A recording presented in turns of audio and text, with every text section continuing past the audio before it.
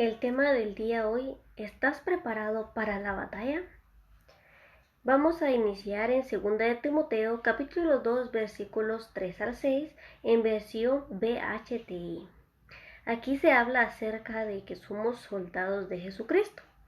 Vamos a leer en el nombre del Padre, del Hijo y del Espíritu Santo, dice así. Como fiel soldado de Cristo, no te eches para atrás a la hora de las penalidades. Ningún soldado en activo se enreda en asuntos civiles a fin de estar a entera disposición de quien lo alistó. Lo mismo sucede con los atletas. Solo si se ajustan a las reglas del juego pueden ser declarados vencedores. O con el labrador, que solo si se afana en su trabajo tendrá derecho antes que nadie a recoger los frutos. Entonces dice que nosotros somos soldados de Jesucristo. Y en el versículo 3 empieza diciendo que ningún soldado se enreda en los asuntos de la vida civil. ¿Qué quiere decir? Que hemos sido capacitados por el Señor para llevar las buenas nuevas de salvación. Y no sé cuánto, cuerpo del Señor, nos hemos percatado de los tiempos que estamos viviendo. Nos hemos dado cuenta de todo lo que está aconteciendo, de que ha aumentado la maldad, de las señales que están pasando, y no podemos nosotros pasar por desapercibido. Al contrario, nosotros reconocemos por medio de la palabra que todos estos acontecimientos anuncian o proclaman la venida del Señor Jesús por su iglesia, ¿verdad? Entonces dice, ¿verdad?, que cualquier soldado de Jesucristo que trabaja para Él, para poder estar firme, no se enreda con los asuntos de la vida civil. ¿En qué nos podemos enredar nosotros? O sea, ¿qué está haciendo distracción en nuestras vidas para nuestro enfoque o nuestro servicio al Señor Jesús? ¿Será tal vez nuestro trabajo? ¿Serán fiestas? ¿Serán viajes? ¿Será algo que nos está alejando del Señor, de proclamar, de ir en busca del Señor y dar nuestro servicio al Señor? Eso es enredarnos en los asuntos de la vida civil, porque dice que nosotros fuimos enlistados por el Señor Jesús. Por ende, nosotros le debemos servir y no nos debemos enredar con lo que el mundo nos ofrece. Por eso, cualquier distracción, sea la que sea, cualquier nombre que reciba, si nos está alejando del propósito del Señor, la debemos dejar. Ahora bien, en el versículo 4 dice, lo mismo sucede con los atletas, solo si se ajustan a las reglas del juego pueden ser declarados vencedores. Entonces dice que una persona para ser atleta, también Pablo lo utiliza como una referencia y dice que si ellos para recibir un premio incorruptible se preparaban tan arduamente como nosotros, no nos vamos a preparar arduamente para uno incorruptible. Dice el Señor, nos tiene una corona preparada para cada uno de nosotros, pero debemos ser vencedores. Y algo que me llama la atención dice que a menos que se sigan las reglas del juego, no podemos ser vencedores. O sea que una persona que es atleta, pero hizo trampa y se tiene la evidencia de que esta persona hizo trampa, no es legítima su carrera y por ende perdió. Asimismo nosotros en el Señor tenemos mandamientos, ordenanzas que cumplir mientras estamos en este cuerpo terrenal. Por lo tanto, debemos echar mano de esas armaduras que el Señor nos ha dado, de esos instrumentos, para poder resistir en este periodo de batalla. Entonces, ¿qué tan preparados estamos nosotros como soldados del Señor Jesús para esta batalla? ¿Nos hemos dado cuenta nosotros del tiempo en que vivimos? ¿Hemos sido nosotros capaces de discernir el tiempo en que estamos viviendo? Podemos ver que se pierden niños, que roban a los adolescentes, que violan, que matan y tantas otras cosas. Esto se está aumentando la maldad. Y solo nos está anunciando que la venida del Señor se acerca. Entonces nosotros, como soldados de Jesucristo, como cuerpo del Señor, ¿qué tan atentos estamos a estas señales? ¿Estamos nosotros conscientes de los tiempos que estamos viviendo?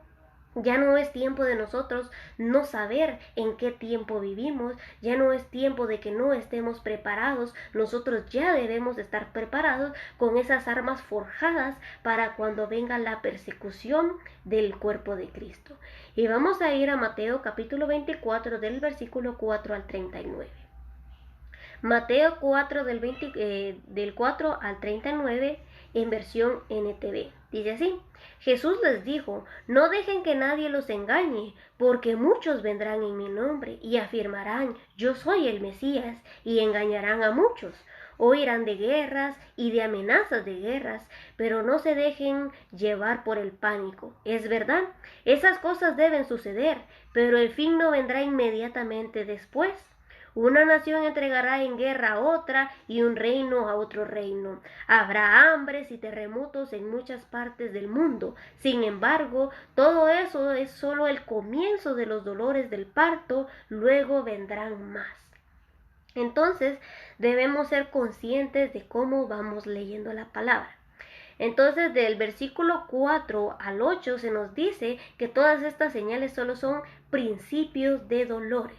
Ni siquiera hemos entrado nosotros a periodos de tribulación, sino que solo es un principio de dolor.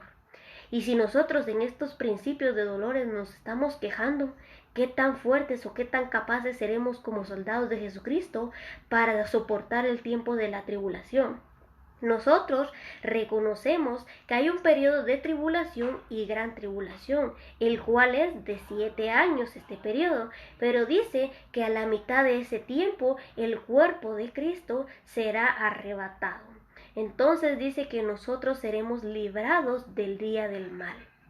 Entonces, nosotros nos podemos dar cuenta que muchas señales ya se han cumplido y se siguen cumpliendo, y mientras más pasa el tiempo, las vamos a ver más continuamente. Entonces dice: porque muchos vendrán en mi nombre y afirmarán: yo soy el Mesías, y engañarán a muchos.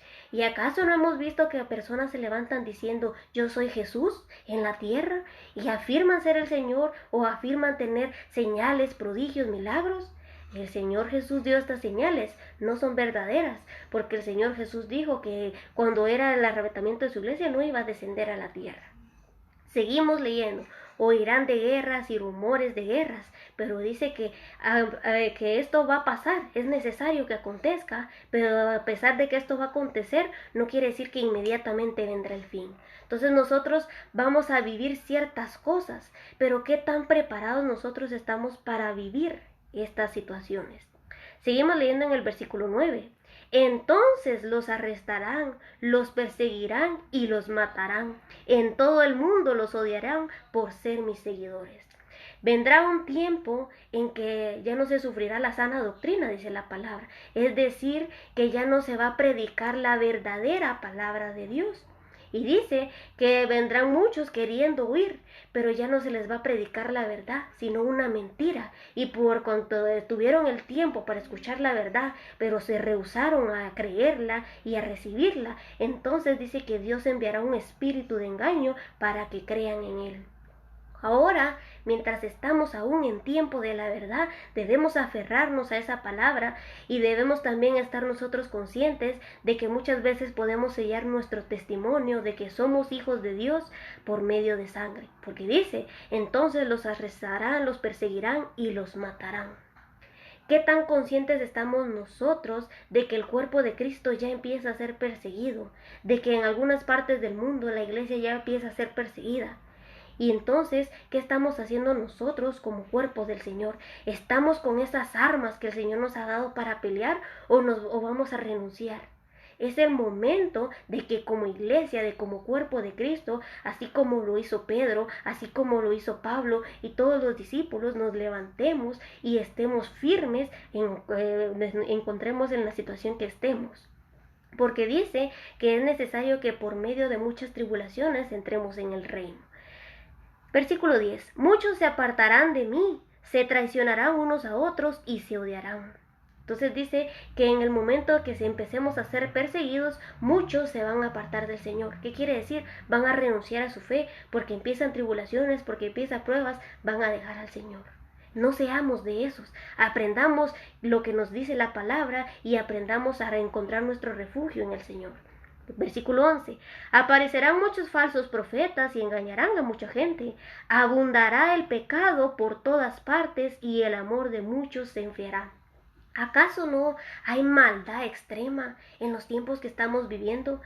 Estamos viendo que la perversión humana es tan grande, la corrupción humana está llegando a niveles tan inimaginables y justo cuando la humanidad llega a grandes escalas de maldad es cuando el juicio del Señor se proclama enseguida. Como bien dice la Escritura, no conocemos el día exacto en el que el Señor vendrá, pero el Señor nos ha dejado señales para que ese día no nos agarre por sorpresa. Versículo 13. Pero el que se mantenga firme hasta el fin será salvo, y se predicará la buena noticia acerca del reino por todo el mundo, de manera que todas las naciones la oirán, y entonces vendrá el fin. Todo el evangelio, toda la palabra del Señor debe ser predicada en todo el mundo. ¿Por qué? Porque ninguna persona se va a presentar ante el Señor y le va a decir, yo jamás escuché de ti, yo jamás escuché la verdad. No habrá esa excusa. Todos en algún momento tuvimos o tenemos la oportunidad de escuchar la verdad. Quien la aprovechó y se aferró a ella, bien, pero quien no, dejó pasar su oportunidad. Seguimos leyendo. Versículo 15. Llegará el día cuando verán de lo que habló el profeta Daniel, el objeto sacrílego que causa profanación de pie en el lugar santo. Lector, presta atención. Entonces los que están en Judea huyan a las colinas. Las personas que estén en la azotea no baje a la casa para empacar. La persona que esté en el campo no regrese ni para buscar un abrigo. Qué terribles serán esos días para las mujeres embarazadas y para las madres que amamantan. Y oren para que la huida no sea en invierno o en día de descanso, pues habrá más angustia que en cualquier otro momento desde el principio del mundo, y jamás habrá una angustia tan grande después. De hecho, a menos que se acorte este tiempo de calamidad, ni una sola persona sobrevivirá, pero se acortará por el bien de los elegidos de Dios. Entonces, si alguien les dice, miren, aquí está el Mesías o allí está, no lo crean, pues se levantarán falsos mesías y falsos profetas y realizarán grandes señales y milagros para engañar, de ser posible, aún a los escogidos de Dios. Miren, que les advierto de esto de antemano. Versículo 26. Por lo tanto, si alguien les dice, miren, el Mesías está en el desierto, ni se molesten en ir a buscarlo. O bien, si les dicen, miren, se esconde aquí, no lo crean. Pues así como el relámpago destella en el oriente y brilla en el occidente, así será cuando venga el Hijo del Hombre. Así como los buitres, cuando se juntan, indican que hay un cadáver cerca de la misma manera, esas señales revelan que el fin está cerca. Entonces dice que nosotros, cuando empecemos a ver estas señales, debemos reconocer que el fin se acerca. O sea que nosotros no conocemos exactamente el día ni la hora, pero ese día no nos debe agarrar por sorpresa. ¿Qué quiere decir? Yo debo estar limpio, debo estar caminando rectamente para irme con el Señor. Versículo 29. Inmediatamente después de la angustia de esos días, el sol se oscurecerá, la luna no dará su luz, y las estrellas caerán del cielo y los poderes de los cielos serán sacudidos. Y entonces por fin aparecerá en los cielos la señal del Hijo del Hombre que viene. Y habrá un profundo lamento entre todos los pueblos de la tierra. Verán al Hijo del Hombre venir en las nubes del cielo con poder y gran gloria. Enviará a sus ángeles con un potente toque de trompeta y reunirán a los elegidos de todas las partes del mundo, desde los extremos más lejanos de la tierra y del cielo. Ahora aprendan una lección de la higuera. Cuando las ramas echan brotes y comienzan a salir las hojas, ustedes saben que el verano se acerca. De la misma manera, cuando vean que suceden todas estas cosas, sabrán que su regreso está muy cerca, a las puertas. Les digo la verdad, no pasará esta generación hasta que todas estas cosas sucedan. El cielo y la tierra desaparecerán, pero mis palabras no desaparecerán jamás. Versículo 36. Sin embargo, nadie sabe el día ni la hora en que sucederán estas cosas, ni siquiera los ángeles en el cielo, ni el propio Hijo, solo el Padre lo sabe. Cuando el Hijo del Hombre regrese, será como en los días de Noé. En esos días antes del diluvio, la gente disfrutaba de banquetes, fiestas y casamientos, hasta en el momento que Noé entró en el barco. La gente no se daba cuenta de lo que iba a suceder hasta que llegó el diluvio y arrasó con todos. Así será cuando venga el Hijo del Hombre. El Señor nos da la oportunidad de ser salvos, nos da la oportunidad de entrar en el arca. Dice que como en los días de Noé será su venida. ¿Cómo eran los días de Noé? Andaban en fiestas, en borracheras, se daban en casamientos, se casaban. Es decir, no estaban percibidos del Señor, no estaban cuidando su relación con el Señor, sino, como lo vimos en 2 de Timoteo, se enredaban con los asuntos de la vida civil. Entonces, así en esos tiempos hay ahora. Muchas personas solo les preocupa lo pasajero, lo de esta tierra, disfrutar, que vida solo hay una, pero se olvidan de que esta vida determina el rumbo de la siguiente. Esta vida determina si mi eternidad la voy a pasar con el Señor o la voy a pasar en el infierno. Ahora bien, vamos a ir a 1 de Tesalonicenses capítulo 5, versículos 2 al 10. 1 de Tesalonicenses 5, 2 al 10.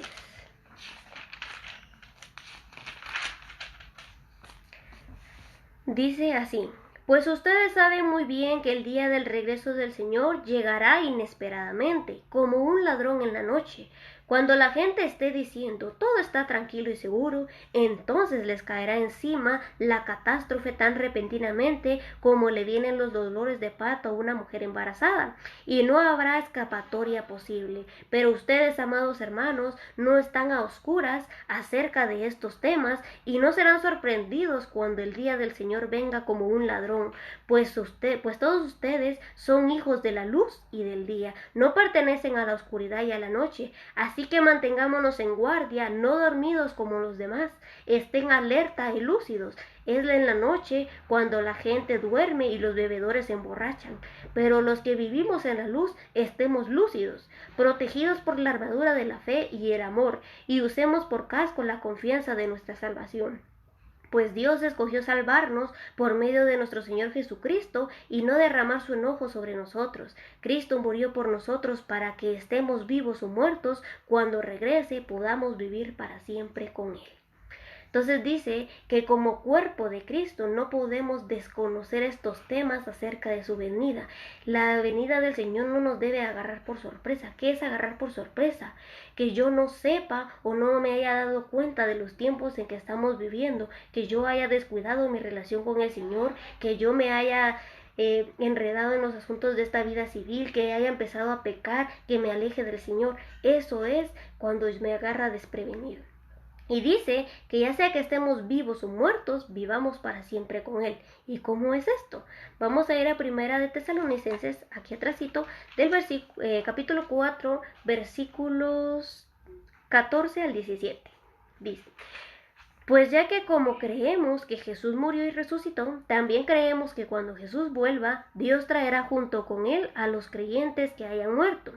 Les decimos lo siguiente de parte del Señor: nosotros, los que todavía estemos vivos cuando el Señor regrese, no nos encontraremos con Él antes de que ya haya muerto, pues el Señor mismo descenderá del cielo con un grito de mando, con voz de arcángel y con el llamado de trompeta de Dios. Primero, los creyentes que hayan muerto se levantarán de las tumbas. Luego, junto con ellos, nosotros, los que aún sigamos vivos sobre la tierra, seremos arrebatados en las nubes para encontrarnos con el Señor en el aire. Entonces estaremos con el Señor para siempre. Entonces aquí se nos dice que las personas que hayan muerto en el Señor resucitarán cuando el Señor arrebate a su iglesia. Y dice, los muertos en Cristo resucitarán primero. Luego nosotros, los que hayamos quedado, seremos arrebatados juntamente con ellos en las nubes para recibir al Señor en el aire. Y es aquí donde nos damos cuenta que en Mateo decía que si el Señor les decía que estaba en el desierto, que si estaba aquí o estaba allá, no lo creamos. ¿Por qué? Porque el Señor vendrá a traer a su iglesia en las nubes. El Señor no va a descender a la tierra. Entonces, es importante comprender que está el arrebatamiento de la iglesia y existe la segunda venida, que son dos acontecimientos distintos. El arrebatamiento de la iglesia sucederá en el periodo de la tribulación. y después del periodo de la tribulación reconocemos que viene un periodo de gran tribulación en el cual el cuerpo de Cristo que se haya ido en el arrebatamiento ya no estará en la tierra. Ahora vamos a ir a 2 de Pedro 3:14.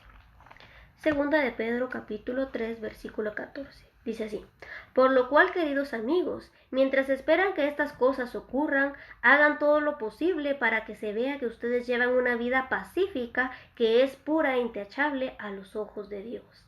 Entonces dice que mientras nosotros esperamos la venida del Señor, ya sea que muramos o que estemos vivos cuando el Señor venga, que el Señor nos encuentre irreprensibles, nos encuentre intachables, sin mancha, sin arruga, puros. No quiere decir que yo sea perfecto, sino que cada día me voy esforzando por fallar menos, sino que cada día yo me voy esforzando porque ayer dije una mentira, hoy ya no voy a mentir, porque ayer hice esto, hoy ya no lo voy a hacer, y cada día ir mejorando. Eso es lo que el Señor observa de nosotros. Ahora vamos a ir a Mateo 24, versículos 42 al 44. Mateo capítulo 24, versículos 42 al 44. Dice así: así que ustedes también deben estar alertas, porque no saben qué día vendrá ese su Señor. Entiendan lo siguiente: si el dueño de una casa supiera exactamente a qué hora viene un ladrón, se mantendría alerta y no dejaría que asalten su casa. Ustedes también deben estar preparados todo el tiempo, porque el Hijo del Hombre vendrá cuando menos lo esperan. Entonces dice que nosotros debemos estar preparados todo el tiempo. Es decir, si el Señor no vino hoy, tengo la esperanza de que vendrá mañana, y por esa misma esperanza yo me debo seguir purificando. Pero ¿qué es lo que pasa o lo que va a pasar en un futuro?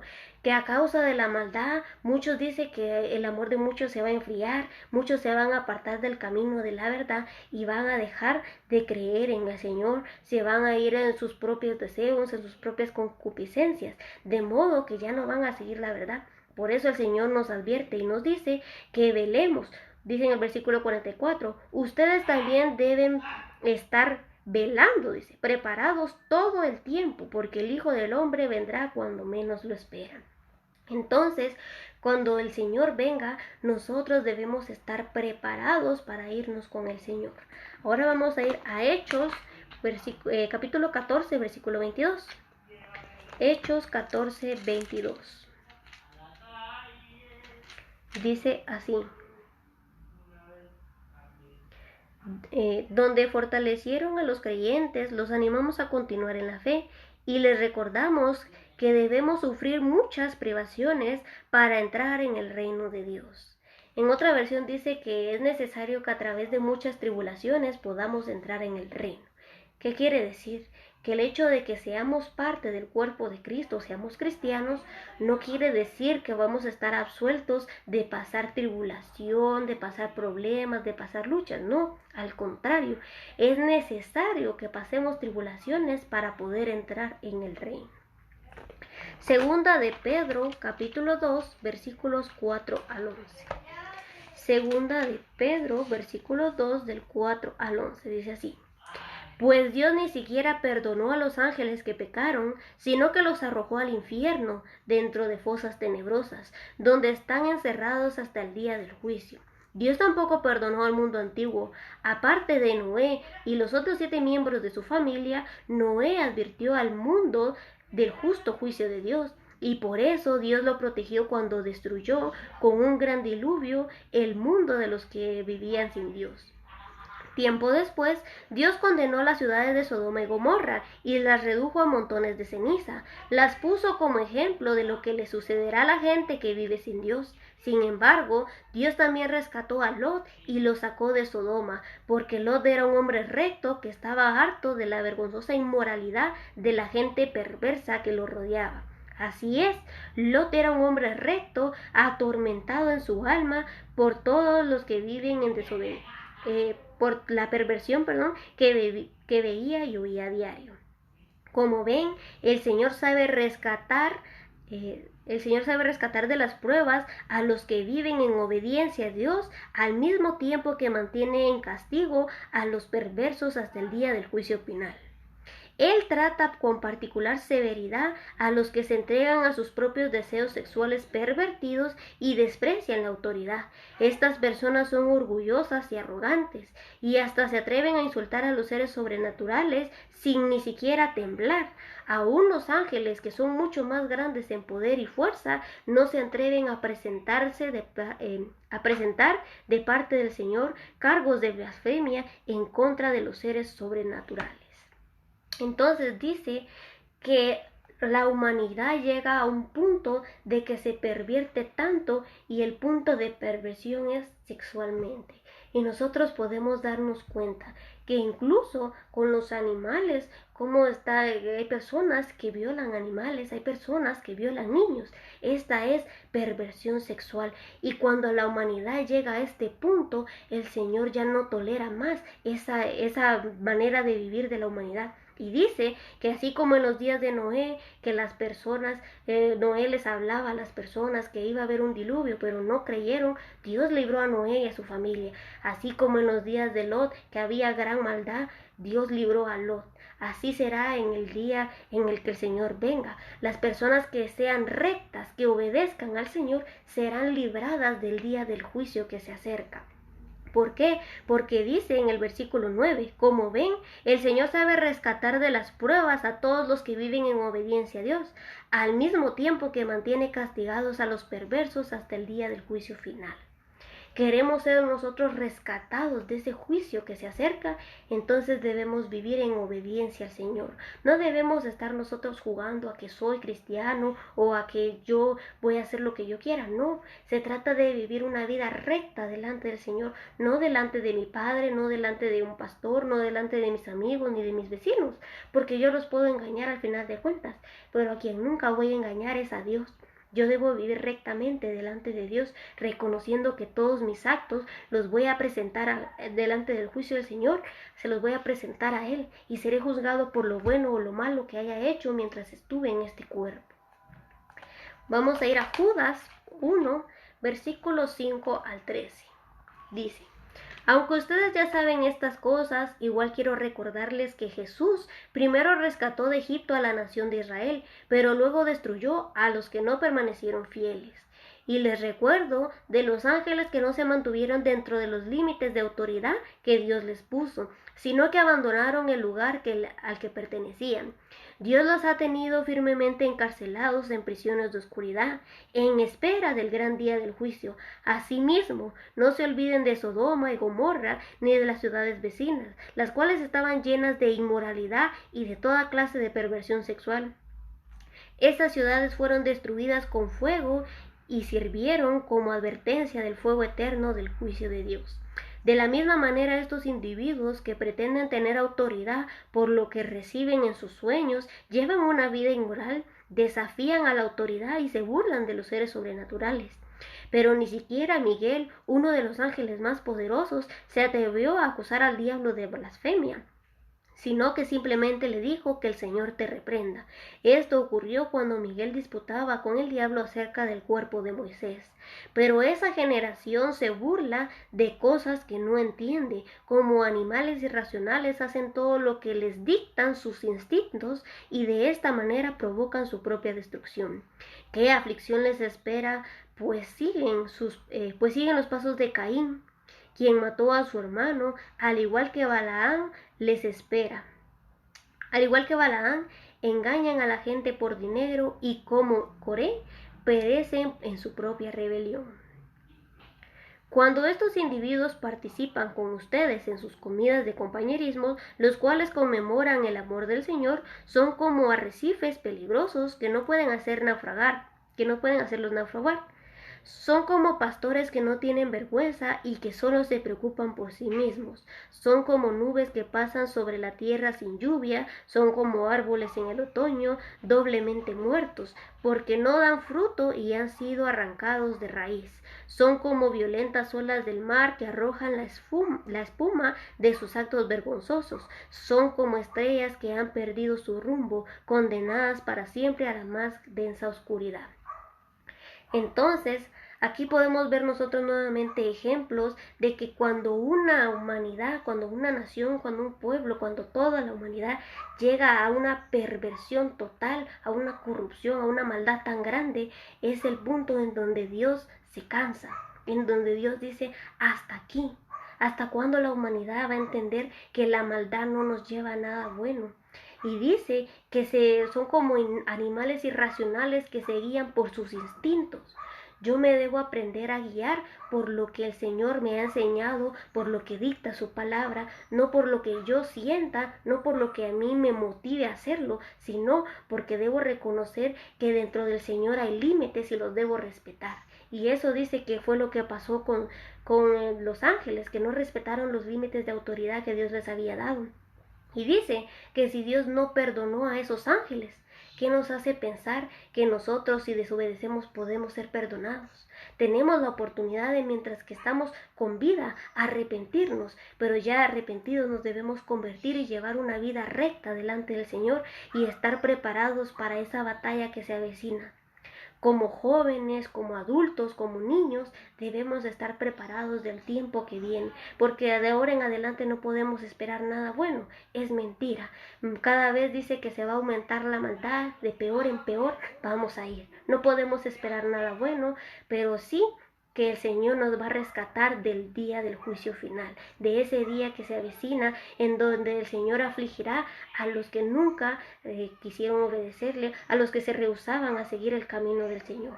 El Señor castigará a esas personas, pero dice que así como el Señor libró a Lot de aquella ciudad de Sodoma y Gomorra tan perversa, así el Señor librará a los que viven en obediencia a Él de ese día del juicio. Entonces, ¿qué nos queda a nosotros? Escudriñarnos cada día, cómo estoy caminando yo delante del Señor, ser sinceros, ser transparentes delante del Señor y decirle, Señor, reconozco que he hecho tal cosa y que no te agrada, pero la quiero cambiar y empezar ese cambio. Eso es lo que el Señor ve en nosotros. Pero si yo solo le digo, Señor, yo quiero cambiar o yo quiero dejar de hacer esto, pero no me esfuerzo, pero si yo no lo intento, entonces solo estoy jugando con el Señor. O si yo vengo delante del Señor y digo, perdóname, Señor, por este pecado, pero a la semana lo sigo cometiendo, le vuelvo a pedir perdón y a los 2 días lo vuelvo a hacer y lo continúo haciendo, solo me estoy engañando a mí mismo porque no he sido transformado. Entonces debemos aprender los tiempos que estamos viviendo y a no jugar con el Señor, sino a ser firmes, porque la palabra dice que el que persevere hasta el final, éste será salvo. ¿Y quién va a perseverar? Solo aquel que esté agarrado de la mano de Dios. Porque nosotros por nuestras propias fuerzas no podemos, pero si el Señor nos sostiene con sus manos, vamos a lograr vencer. Espero que esta palabra haya sido de bendición para tu vida y que cada día podamos reforzar esas armas espirituales que el Señor nos ha dado y recordemos que nuestra lucha no es contra carne ni sangre, sino es contra principados, contra potestades, contra huestes de maldad y estar cada día velando porque no sabemos ni el día ni la hora en que el Señor vendrá, pero ese día no nos debe agarrar por sorpresa. Así pues, dice su palabra, velemos en todo tiempo. Que el Señor te bendiga.